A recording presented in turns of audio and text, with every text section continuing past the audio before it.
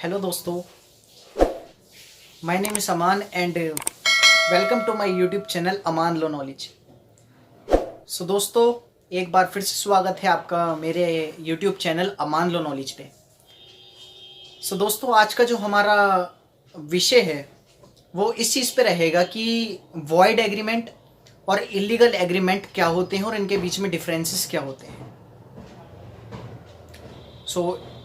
आज इस लेक्चर में मैं यही बताऊंगा कि वॉइड और इलीगल एग्रीमेंट क्या होते हैं।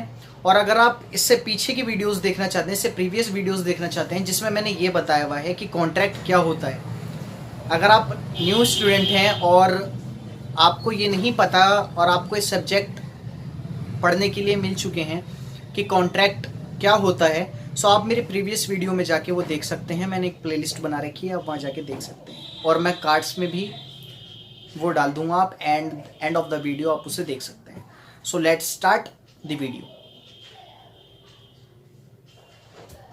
So friends, first of all हमें ये जानना ज़रूरी है कि वॉइड एग्रीमेंट होते क्या हैं। वैलिड, आपको पता है कि वैलिड कॉन्ट्रैक्ट क्या होता है, जहाँ कुछ एसेंशियल चीज़ें होनी ज़रूरी हैं, वो एक वैलिड कॉन्ट्रैक्ट होता है। फर्स्ट ऑफ ऑल, आपने सुना होगा 2 पार्टीज होनी चाहिए कोई भी कॉन्ट्रैक्ट को डील करने के लिए। सेकंड, कैपेसिटी टू कॉन्ट्रैक्ट होना चाहिए। कैपेसिटी टू कॉन्ट्रैक्ट की मैं भी एक सेपरेट वीडियो बनाने वाला हूँ जल्दी ही। कैपेसिटी टू कॉन्ट्रैक्ट से क्या मतलब है, यानी जो कॉन्ट्रैक्ट कर रहे हैं वो कैपेबल होने चाहिए, वो कॉन्ट्रैक्ट बनाने के एक तरीके से एबल होने चाहिए, लायक होने चाहिए। थर्ड, लॉफुल ऑब्जेक्ट होना चाहिए। कोई भी फ्रॉड इंटेंशन के लिए आप कॉन्ट्रैक्ट नहीं कर सकते, कोई भी फ्रॉड चीज़ के लिए, जैसे कि ट्रैफिकिंग, तस्करी, मानव की तस्करी जो होती है, फ्रॉड करने के लिए, कोई भी चीज़ ऐसी गलत करने के लिए जो कि कानून की नज़रों में गलत है, उस चीज़ के लिए हम कॉन्ट्रैक्ट नहीं कर सकते हैं। सो वो होता है हमारा अनलॉफुल ऑब्जेक्ट। और कॉन्ट्रैक्ट के लिए क्या चीज़ चाहिए, कोई भी लॉफुल ऑब्जेक्ट। सो 3 एलिमेंट्स हमारे हो चुके हैं। फोर्थ हमारा है कंसिडरेशन। कंसिडरेशन पे भी मैं एक सेपरेट वीडियो बनाऊंगा कि कंसिडरेशन क्या होता है। Consideration something given and return, कुछ भी देना और वापस करना हमारा कंसिडरेशन माना जाता है। कंसिडरेशन का एक सेपरेट वीडियो बनाऊंगा, अभी आप कंसिडरेशन पे फोकस ना करिए, आप फोकस करिए कि वॉइड कॉन्ट्रैक्ट और इलीगल एग्रीमेंट्स क्या होते हैं। तो लास्ट एलिमेंट इसका आता है फ्री कंसेंट। मर्जी होनी चाहिए, बिना मर्जी के कोई किसी के कोई काम नहीं, कोई कॉन्ट्रैक्ट करने के बाउंड नहीं होता। सो एक वैलिड कॉन्ट्रैक्ट के लिए 5 चीज़ें ज़रूरी है, मैंने आपको बता दी। First, 2 parties. Second, capacity to contract. Third, हमारे इसमें आ जाता है लॉफुल ऑब्जेक्ट। फोर्थ हमारा आ जाता है कंसिडरेशन एंड फिफ्थ आ जाता है फ्री कंसेंट। और अगर ये चीज़ किसी भी चीज़ में प्रेजेंट, किसी भी कॉन्ट्रैक्ट में प्रेजेंट नहीं होती है, तो वो हमारा कहलाया जाता है वॉइड कॉन्ट्रैक्ट।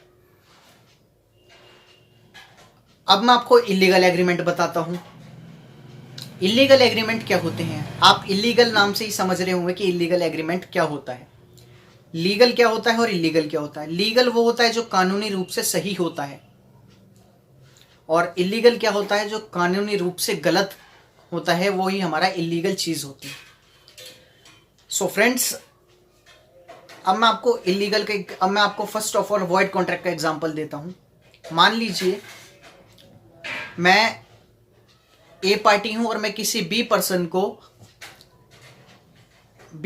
को उसका कर्जा उतारने के लिए, जो कि वो जुए में हारा है, यानी वैजरिंग,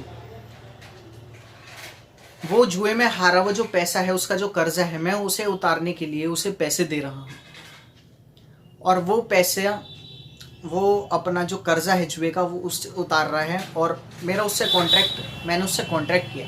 सो क्या ये कॉन्ट्रैक्ट एक वैलिड कॉन्ट्रैक्ट होगा, आप बताइए। नो, ये एक वैलिड कॉन्ट्रैक्ट नहीं होगा, क्योंकि किसी भी अनलॉफुल, मैंने आपको क्या बताया एलिमेंट में, कि कोई भी अनलॉफुल ऑब्जेक्ट अगर किसी भी चीज़ का होगा तो वो हमारा एक प्रॉपर कॉन्ट्रैक्ट नहीं बन पाएगा। वो एक कॉन्ट्रैक्ट नहीं बन पाएगा, उसे हम एक प्रॉपर वैलिड कॉन्ट्रैक्ट नहीं कह सकते हैं। लेकिन उसने जो वो लोन दिया वो उसे रिकवर कर सकता है, लेकिन उसके अगेंस्ट सू नहीं कर सकता, बिकॉज ये कॉन्ट्रैक्ट क्रिएट हुआ ही नहीं। और जब कॉन्ट्रैक्ट क्रिएट ही नहीं हुआ होगा तो आप कंपनसेशन का मांग कैसे करेंगे? इसीलिए आपको बहुत अच्छा एग्जाम्पल समझाया मैंने ये। अब आ जाते हैं इलीगल एग्रीमेंट पे। इलीगल एग्रीमेंट का भी मैं आपको एक एग्जाम्पल देता हूँ। मान लीजिए कि मैंने एक बी पर्सन से कॉन्ट्रैक्ट करा, मैं ए पार्टी हूँ और मैंने किसी बी पर्सन से कॉन्ट्रैक्ट करा।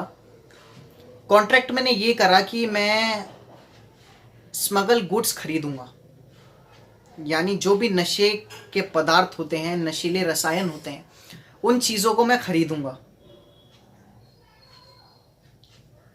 मैंने ये कॉन्ट्रैक्ट करा और जो बी पार्टी है उसने मुझे मेरा जो कॉन्ट्रैक्ट है वो ब्रीच करा, उनकी जो ड्यूटीज थी उन्हें फुलफिल नहीं करा, जिससे कि कॉन्ट्रैक्ट ब्रीच हो गया। क्या मैं कंपनसेशन की मांग कर सकता हूँ?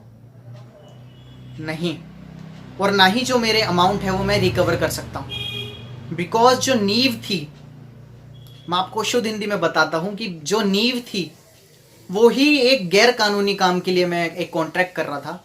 तो ऐसा कॉन्ट्रैक्ट जो एक इलीगल ऑब्जेक्ट के लिए हो रहा हो वो हमारा इलीगल एग्रीमेंट कहलाएगा, और ना ही हम उसे रिकवर कर सकते हैं और ना ही उसके लिए कॉन्ट्रैक्ट कर सकते हैं। फ्रेंड्स, आई होप आप सब अच्छे से समझ गए होंगे कि एक वॉइड कॉन्ट्रैक्ट और एक इलीगल एग्रीमेंट में क्या डिफरेंस होता है। आशा है कि आप फुल वीडियो देखेंगे ये और आप इससे समझेंगे कि एक वॉइड और एक इलीगल एग्रीमेंट क्या होता है। बहुत बेसिक चीज़ें हैं, बेसिक चीज़ों से आप स्टार्ट करोगे तो ही आप आगे चल के कॉन्ट्रैक्ट समझ पाओगे।